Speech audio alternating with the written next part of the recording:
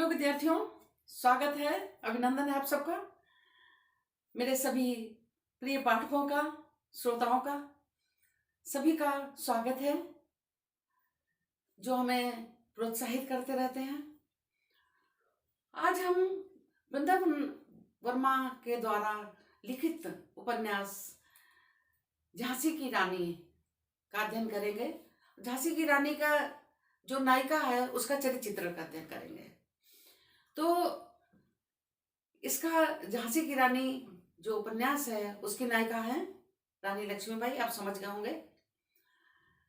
रानी लक्ष्मीबाई में वो सभी गुण हैं जो एक नायिका और नायक में विद्यमान रहते हैं।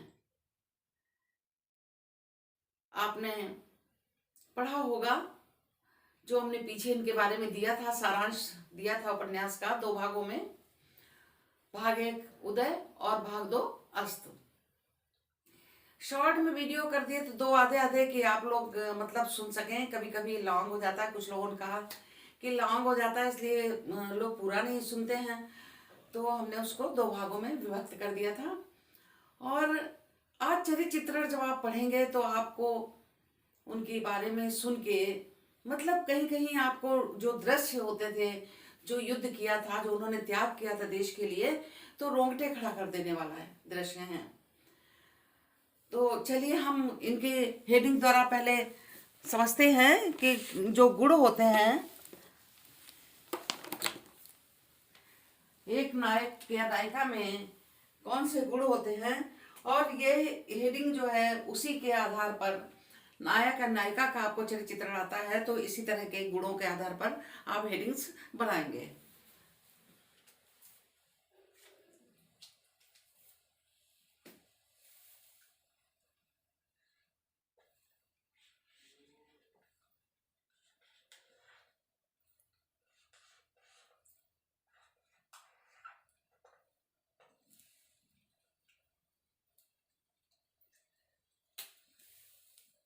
सर्वप्रथम चारित्रिक विशेषताएं। तो रानी लक्ष्मीबाई की चारित्रिक विशेषताएं निम्नलिखित हैं।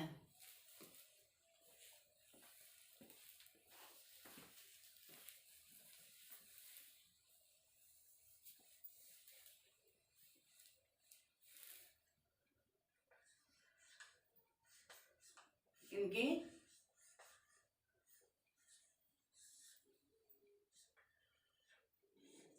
चारित्रिक विशेषताएं, चारित्रिक विशेषताएं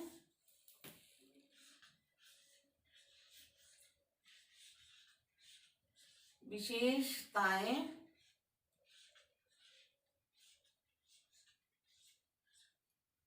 चारित्रिक विशेषताएं निम्नलिखित हैं। निम्न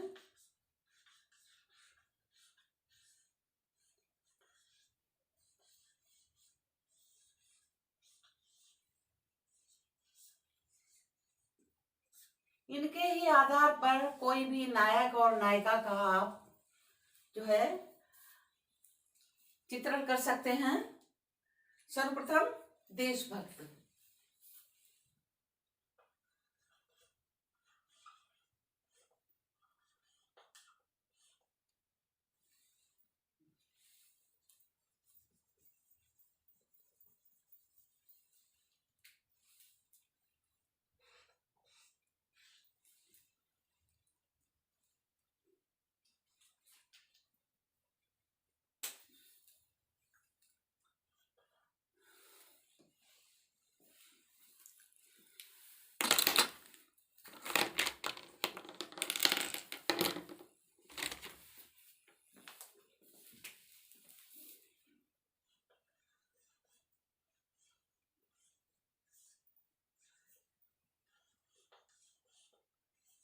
देशभक्त। अब आपको पता ही है रानी लक्ष्मीबाई के बारे में इतना कि वो देशभक्ति की भावना तो उनमें कूट कूट के भरी थी। तभी तो जब अंग्रेज संदेश भेजते हैं इनके पास कि या तो वो उनकी पराधीनता स्वीकार कर लें, जो उनके मांगे थी वो स्वीकार करें या लड़ाई करें, तो उन्होंने कहा कि मैं जो है अपनी जो झांसी है वो नहीं दूंगी। और युद्ध करने के लिए सबने मिलकर के युद्ध करने के लिए ठानी थी, है ना। और अपने जो जान गंवा दी उन्होंने, देशभक्ति थी तभी गंवाई थी। और दूसरा है फिर कुशाग्र बुद्धि, कुशाग्र बुद्धि, कुशाग्र बुद्धि की थी, वो बचपन से ही कुशाग्र बुद्धि की थी।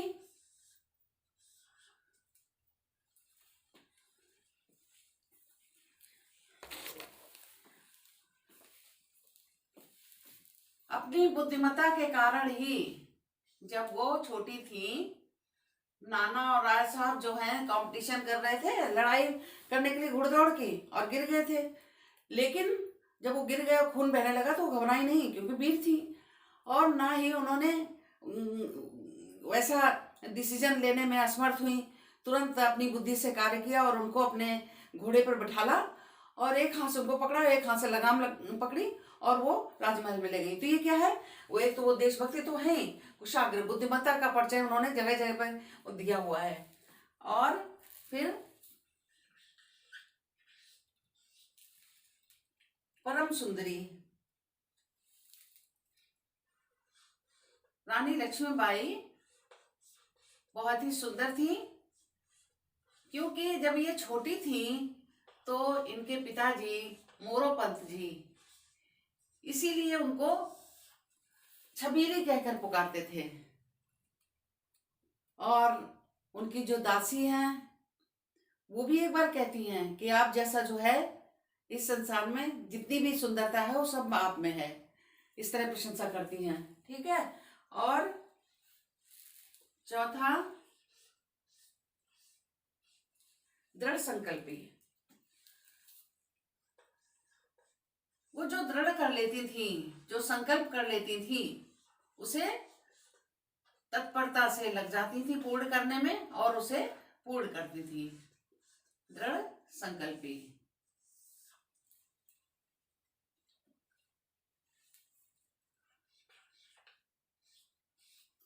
साहसी, साहसी थी, कभी भी परेशानी आने पर घबराती नहीं थी। अंग्रेजों ने युद्ध कर दिया, चढ़ाई कर दी, झांसी जीत ली, एक बार हार गई थी वो, फिर उन्होंने जीत ली, उनमें साहस था इसलिए। और दोबारा फिर हारी थी, जब मारी गई हैं, वो मृत्यु हुई उनकी, तो जीतने के बाद फिर आक्रमण किया था अंग्रेजों ने, तब ऐसा हुआ था। साहसी और त्यागमयी,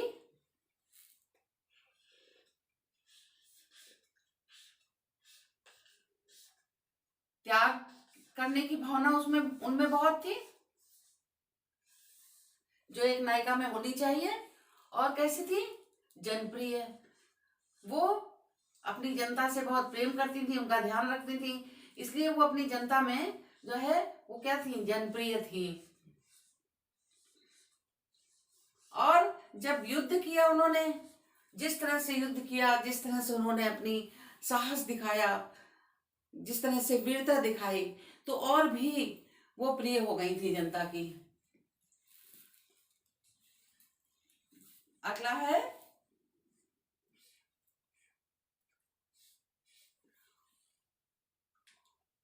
उदार और राजनीतिज्ञ। उदार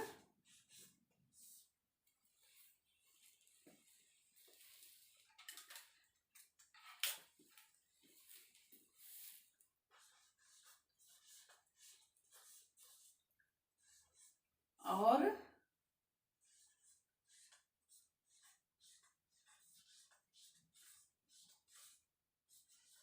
उदार और राजनीतिज्ञ। उदार थी और राजनीतिज्ञ थी। जब उनका विवाह हो रहा था तो उनको दासियां दी गई थी, जो सुंदर मुंदर ये सब कब की थी, तभी की थी, 10 दासियां थी, आई थी।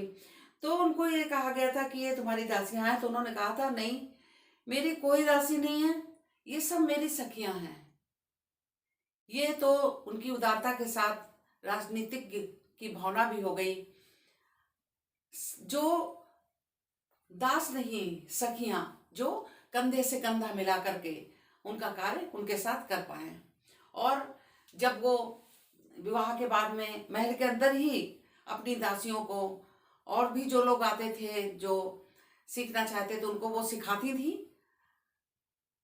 तलवार चलाना, घुड़सवारी करना, ये सब सिखाती थी। और जो दासियां थी उनको तो एक्सपर्ट कर दिया, तभी वो युद्ध में लड़ पाई थी इनके साथ में, है ना। और इसके बाद में बलशाली, बलशाली भी बहुत थी वो। अगर बलशाली नहीं होती तो युद्ध में कैसे लड़ पाती। युद्ध में तो कई कई दिन युद्ध चलता है, लगातार दिन दिन भर चलता है। हम थोड़ी देर काम करते हैं और हम थक जाते हैं। तो वो बहुत बलशाली भी थी। अब बलशाली रहने के लिए देखो विद्यार्थियों, ना हम ध्यान देते हैं आप देते हैं, तो बलशाली रहने के लिए हमें जो है नियम अपनाने पड़ते हैं और ध्यान रखना पड़ता है इस शरीर का, तब हम बलशाली बनते हैं। और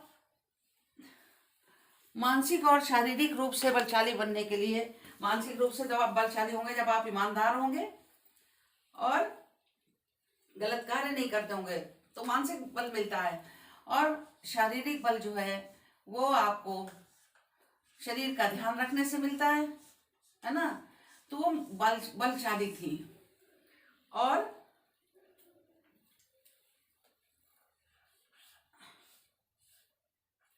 और गीता का कर्मयोग के प्रति आस्था रखती थी। गीता में जो उपदेश दिया है कर्म के लिए उसमें आस्था रखती थी। बचपन से ही उन्होंने गीता पसंद करती थी, क्योंकि जब एक बार गंगाराम जो एक ज्योतिषाचार्य थे, एक बार उनको मिलने जाते, जिन्होंने शादी करवाई थी, विवाह करवाया था, हमने बताया था आपको। तो उनको इन्होंने बताया था, बचपन में उनसे बात हुई थी, उन्होंने कहा था कि मुझे गीता पसंद है और मैं गीता पढ़ती हूँ, ये बताया था। तो गीता में जो उपदेश दिए हैं, कर्म किए जाओ और फल की चिंता मत करो, तो वो इनका भी पालन करती थी। गीता के कर्म योग के गीता के कर्म योग के प्रति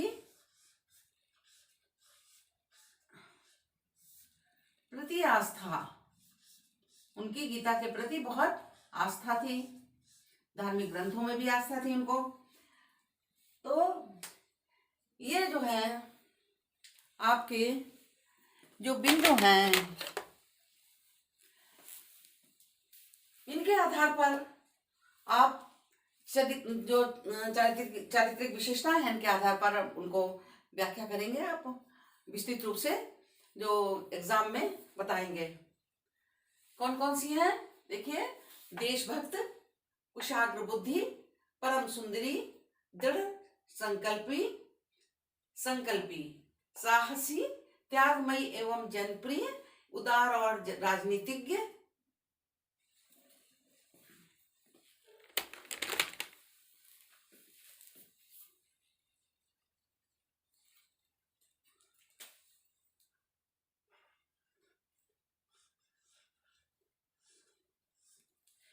नीतिज्ञ। उदार और राजनीतिज्ञ, बलशाली, गीता के कर्म योग के प्रति आस्था। अब ये गीता के कर्मयोग के प्रति आस्था, ये सब तो नहीं सब में होगा ना, ये तो एक इनका अपना गुण था। बाकी लगभग सभी गुण जो है एक नायक और नायिका में होते हैं। तो अब जो है इन्हीं को हम विस्तृत रूप से हमने टाइपिंग की है और उसके आधार पर हम आपको भी बताते हैं। तो चलिए आरंभ करते हैं।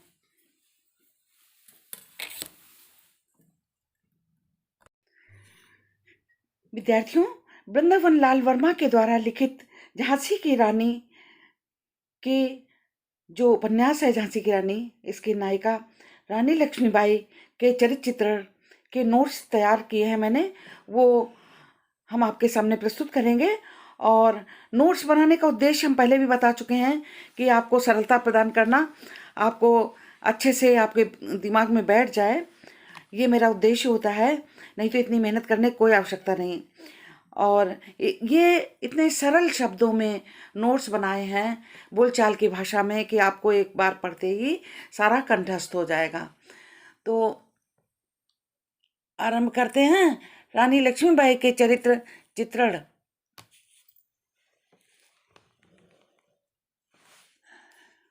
झांसी की रानी से।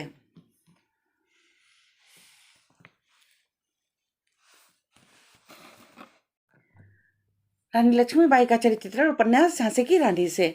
झांसी की रानी उपन्यास जीवन चरित्रात्मक उपन्यास है। वृंदालाल वर्मा जी ने इस उपन्यास में उन सब का वर्णन किया है जो ऐतिहासिक दृष्टि से इसके पात्र हैं। रानी लक्ष्मीबाई के आरंभिक जीवन से लेकर के राज्यारोहण से लेकर स्वतंत्रता संग्राम के और फिर मृत्यु को दिखाने के लिए उस उपन्यास को 2 भागों में विभाजित किया है। पहला भाग है उदय, ये हम बता चुके हैं आपको पहले भी। और दूसरा अस्त है। उदय के अंतर्गत बचपन से लेकर डाकू सागर सिंह को वश में करना, नत्थे खां से युद्ध करना आदि प्रसंगों से लक्ष्मीबाई के महिमामय व्यक्तित्व का उद्घाटन हुआ है। साथ ही लक्ष्मीबाई को एक महान नारी के रूप में दिखाया गया है। उनके संपर्क में जो भी आता है वो तन और मन से फौलाद की तरह मजबूत हो जाता है। वो उनको ऐसी शिक्षा देती हैं। सुंदर मुंदर जैसी उनकी दासियां और झलकारी कोरिन जैसी नारी भी सफल योद्धा बन गई थी। अंत में अपने देश के लिए युद्ध करते हुए वीरगति को प्राप्त होती हैं। रानी लक्ष्मीबाई के चरित्र की प्रमुख विशेषताएं निम्नलिखित हैं। सबसे पहले देशभक्ति। रानी लक्ष्मीबाई में देशभक्ति की भावना कूट कूट कर भरी थी। वह अंग्रेजों से साफ मना कर देती हैं कि झांसी उनको नहीं देंगी।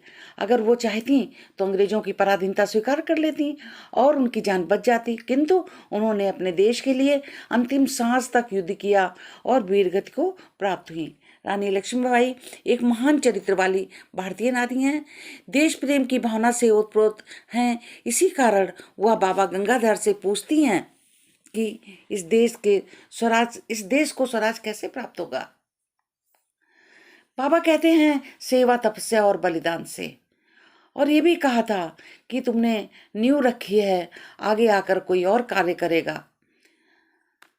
कुशाग्र बुद्धि अगला इनका जो गुण है। रानी लक्ष्मीबाई बचपन से ही मेधावी कुशाग्र बुद्धि वाली थी। घोड़े से गिरकर जब नाना को चोट लग जाती है और उनके सिर से खून बहने लगता है तो रानी लक्ष्मीबाई उनको देखकर घबराती नहीं और उन्हें एक हाथ से घोड़े पर बैठाकर एक ही हाथ से नाना को पकड़ती हैं और एक हाथ से घोड़ा चलाती हुई राजमहल ले जाती हैं। उन्होंने जीवन के हर क्षेत्र में जिस प्रकार अपने सहयोगियों को और प्रजा को संतुष्ट रखते हुए अपना मार्ग प्रशस्त किया, उनकी विलक्षण बुद्धि का ही प्रमाण है। परम सुंदरी रानी लक्ष्मीबाई कुशाग्र बुद्धि होने के साथ साथ अनुपम सौंदर्य वाली थी। इसी कारण उनके पिता मोरोपंत उनकी छबीली कहकर पुकारते थे। बचपन में उनके सौंदर्य के विषय में मोतीबाई का कथन इस प्रकार है। सरकार कहती है छबीली कि सरकार, संसार में जितनी मंजुलता है वह हमारे मालिक में निहित है, इससे बढ़कर कोई नहीं। अगला गुण है उनका दृढ़ संकल्पी। रानी लक्ष्मीबाई अत्यंत दृढ़ संकल्प वाली नारी हैं। स्त्रियों का बाला गुरुद्वारा व्यायाम, कुश्ती आदि सीखने पर संकोच देख करके स्त्रियों से वो कहती हैं कि स्त्रियां दृढ़ता का कवच पहने तो फिर संसार में कोई पुरुष नहीं हो सकता जो उनको लूट ले। स्वराज प्राप्ति की लड़ाई में असफल हो जाने के बाद तथा विपरीत परिस्थितियों के आने पर भी वह दृढ़तापूर्वक उन परिस्थितियों का सामना करती हैं और हार जीत की परवाह किए बिना अपने कर्तव्य पालन में जुटी रहती हैं। साहसी रानी लक्ष्मीबाई शौर्य और साहस की सजीव मूर्ति हैं। रानी की अपूर्व रण कौशल के कारण भयानक डाकू सागर सिंह उन्हें साक्षात दुर्गा समझता था। सागर सिंह के दमन के लिए जाते समय जिस प्रकार वो चढ़ती हुई बेतवा नदी को घोड़े से पार करती हैं अत्यंत वीरतापूर्ण है। और वहाँ जाकर के उन्होंने जो सागर सिंह को था वो अपनी चतुरता से अपने सेना में मिला लिया था, क्योंकि वो बहुत बहादुर था, और उसकी जो गुट था उसको भी अपने सेना में मिला लिया था कार्य करने के लिए, और वो बहुत प्रसन्न हुआ था। तो सदाशिव और राव और नत्थे खां उसके तीव्र वेग के कारण भागते ही बनते थे। अंग्रेजों के युद्ध में जनरल ह्यू रोज ने कहा था, she was the best and bravest of them all. अनुवाद होगा, वह सर्वश्रेष्ठ और उन सब में सबसे अच्छी वीर थी। उनका रण कौशल ग्वालियर के अपने अंतिम युद्ध में चरम उत्कर्ष पर था। रानी ने घोड़े की लगाम अपने दांतों में थामी और दोनों हाथों से तलवार चलाकर अपना मार्ग आरंभ कर दिया। रानी अपनी तलवार से शत्रुओं को मारती हुई तलवार अपना मार्ग बनाती हुई चली जा रही थी। पीछे के स्वरों की संख्या घटती नगण्य होती जा रही थी। जो अंग्रेज थे उनकी जो स्वर कर रहे थे उनकी संख्या कम होती जा रही थी। रानी ने देशमुख की सहायता के लिए सुंदर और अपनी उनकी सेना जो थी वो कम होती जा रही थी।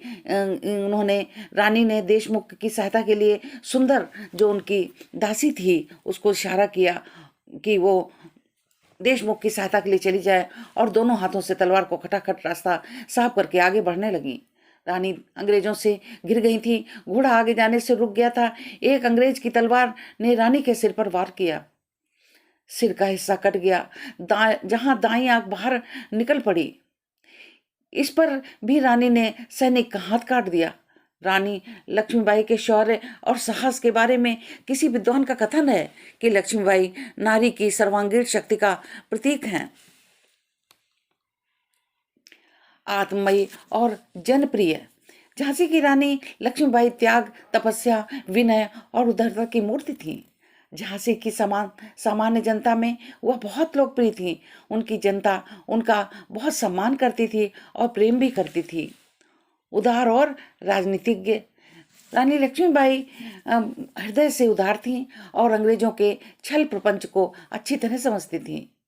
उनकी उदारता और राजनीतिक चतुरता का ही प्रमाण था कि वह अपनी दासियों से कहती हैं कि मेरी दासी कोई नहीं हो सकेगी, मेरी सहेली होकर रहेंगी। दासी मेरी कोई भी ना होगी। अस्त्र शस्त्र चलाना और शारीरिक समृद्धि के कार्यों का ज्ञान देती रहती थी। बलशाली इनका गुण था कि ये बहुत बलशाली थी। रानी लक्ष्मीबाई का शरीर फौलाद से भी अधिक कठोर था। उनकी शरीर अत्यंत बलशाली था, मन कोमल था। वह दूसरों को दुखी देखकर दुखी हो जाती थीं और नाना के सिर पर चोट लग जाने से वो उपचार आदि का विरोध करती हैं और रात में अपने पिता से कहती हैं, वो कहती हैं परेशान होने की आवश्यकता नहीं, बहुत थोड़ी सी चोट है, ठीक हो जाएगी। और रात में वो अपने पिता से कहती हैं, काका देव मैं अभी आई, नाना सो गया है या नहीं, मैं देख कर आऊँ, आपको नींद आ रही है, मैं दौड़ दौड़ कर देख आती हूँ। इससे उनके जो वह बहुत ही भावुक, किसी प्रकार से वो झांसी का विनाश सहन नहीं करती हैं। वो अपने पुस्तकालय को जलता हुआ देखकर उनसे रहा नहीं जाता और फूट फूट कर रोती हैं। वृंदावन लाल वर्मा जी अपनी पुस्तक में कहते हैं कि वह महल की चौखट पर बैठकर रोईं। लक्ष्मीबाई जिसकी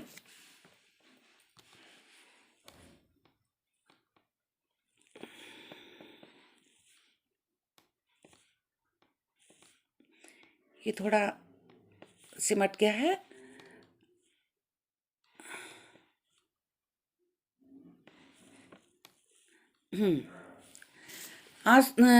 जिसकी आंखों में आंसुओं की कभी परिचय भी ना किया था, जिसके वक्ष स्थल वज्र का और हाथ फौलाद के थे, वह जिसके कोश में निराशा का शब्द भी ना था, मानो उस दिन हिंदुओं की दुर्गा रोई। गीता के कर्म योग के प्रति आस्था, वो जो धार्मिक पुस्तकें थीं वो पढ़ती थीं और उन्हें गीता के प्रति बहुत आस्था थी बचपन से। तो गीता के निष्काम कर्म के सिद्धांत पर रानी लक्ष्मीबाई का जीवन आधारित है। उनके जीवन का मूल मंत्र गीता का वाक्य है, कर्मणे वाधिकारस्ते माँ फलेषु कदाचन। उनका कहना था, झांसी का सर्वनाश होने को है, स्वराज की स्थापना अभी दूर है, परंतु हमें कर्म करने मात्र का अधिकार है, फल से हमको क्या। एक रात रानी लक्ष्मीबाई शयन कक्ष में बिस्तर पर बैठकर सोचती हैं, क्या वेद शास्त्र, क्या गीता पुराण, दर्शन काव्य सब व्यर्थ हो जाएंगे। फिर दृढ़ता पूर्वक स्वगत स्वगत कहती हैं। स्वगत माने अपने आप, नहीं, कृष्ण अमर हैं, गीता अक्षय है, हम लोग अमिट हैं। भगवान की दया से, शंकर के प्रताप से मैं बताऊंगी कि अभी भारत में कितनी लौ शेष है, और यदि मैं इस युद्ध में मारी गई तो क्या कोई दूसरा तपस्वी मुझसे अच्छा खड़ा हो जाएगा और इस भूमि का उद्धार करेगा।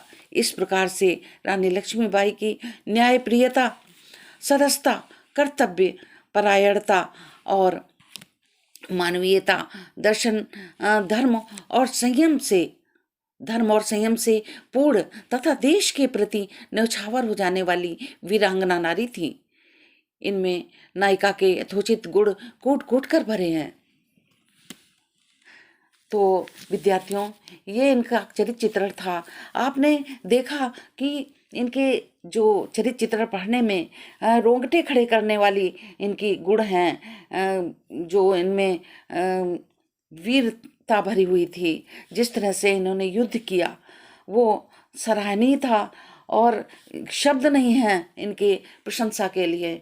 तो आशा है आप लोगों ने इनसे कुछ सीखा होगा, और देश प्रेम की भावना जो है आप में भी और अधिक जागृत हुई होगी, ऐसा हम सोचते हैं।